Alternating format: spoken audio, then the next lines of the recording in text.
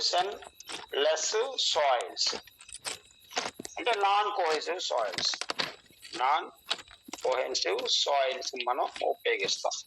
అదే non cohesive soils, coarse grain soils అనేవి non cohesive కాబట్టి వీటికి మనం ఏంటంటే జనరల్ గా డెన్సిటీ ఇండెక్స్ రిలేటివ్ డెన్సిటీ కడతాము. Relative density equals to ID equals to e maximum minus e by e maximum minus e minimum.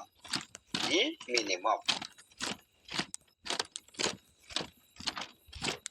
అయితే ఈ రిలేటివ్ డెన్సిటీని బేస్ చేసుకొని రిలేటివ్ డెన్సిటీ ఒక వాల్యూని బట్టి అది మనకి డెన్సిటీ ఎక్కువ ఉందా తక్కువ ఉందా అనేది మనం చెప్పొచ్చు. డెన్సిటీ ఎక్కువ ఉందా తక్కువ ఉందా చెప్పచ్చు. డెన్సిటీ అంటే ఏంటి?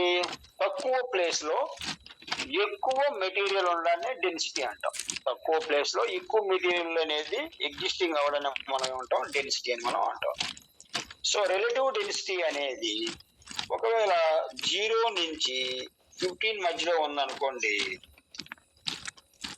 అది ఆ సాయిల్ అనేది వెరీ లూజ్ గా ఉన్నట్టు అనమాట. అంటే బాగా లూజ్ గా ఉంది సాయిల్.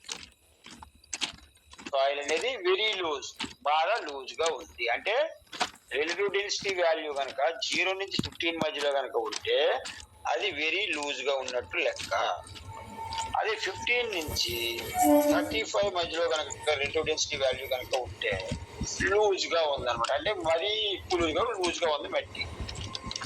35 నుంచి 65 మధ్యలో కనుక రిలేటివ్ డెన్సిటీ వాల్యూ కనుక ఉంటే అది మీడియం గా ఉందన్నమాట. అదే కనుక 65 నుంచి 85 మధ్యలో కనుక ఉంటే డెన్స్ గా ఉందన్నమాట. డెన్స్ అంటే కొంచెం డెన్సిటీ అనేది ఉందంటే కొంచెం డెన్సిటీ ఎక్కువ అంటే ఏంటి? కంప్రెసిబిలిటీ అనేది ఎక్కువగా ఉంది. అంటే గట్టిగా దిమ్మే చేస్తే దగ్గరగా పార్టికల్స్ వస్తాయి కాబట్టి ఎప్పుడైతే నువ్వు కంప్రెస్ చేసావో, కంప్రెసిబిలిటీ దానికి కంప్రెస్ చేసావో, ఆ కంప్రెస్ చేసినప్పుడు ఏమవుతాయంటే పార్టికల్ కి మధ్య వాయిడ్స్ అనేవి తగ్గిపోయి డెన్సిటీ అనేది పెరుగుతుంది. డెన్సిటీ అనేది పెరుగుతుంది. So that the relative density అనేది వాల్యూ పెరిగే కొద్దీ సాయిల్ యొక్క డెన్సిటీ అనేది పెరుగుతుంది అనమాట. 85 నుంచి 100 మధ్యలో కనుక ఉంటే that will be called very dense.